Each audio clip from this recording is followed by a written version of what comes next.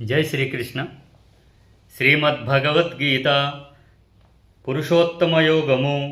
वसुदेवसुतं देवं कंसचाणूरमर्दनं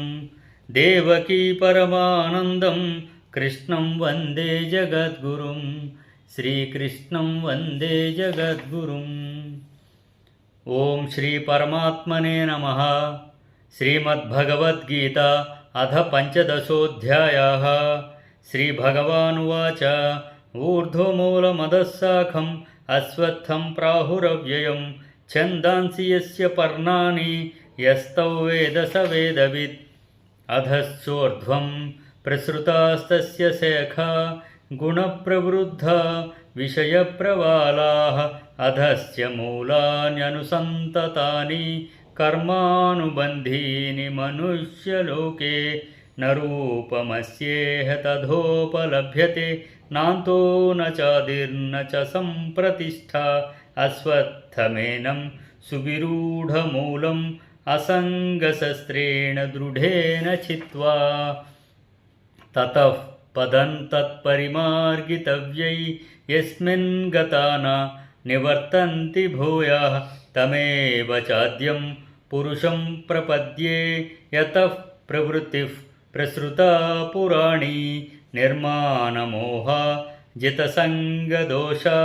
अध्यात्मनित्या विनिवृत्तकामा द्वन्द्वैर्विमुक्ताः सुखदुःखसंज्ञैर्गच्छन्त्यमूढा परपदमव्ययं तत् न तद्भासयते सूर्यो न शशाङ्को न पावकः यद्गत्वा न निवर्तन्ते तद्धाम परमं मम ममैवांशो जीवलोके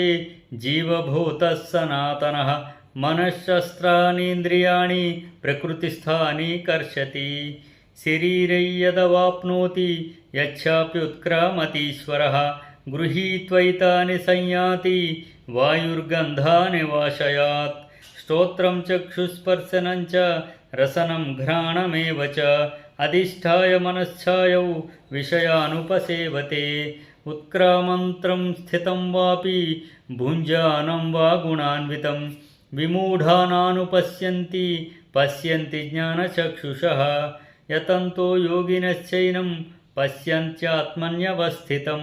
यतन्तोऽप्यकृतात्मानो नैनं पश्यन्त्यचेतसः यदादित्यगतं तेजो जगद्भासयतेऽखिलं यच्चन्द्रमसि यच्छाग्नौ तत्तेजो विद्धि मामकं गामाविश्य च भूतानि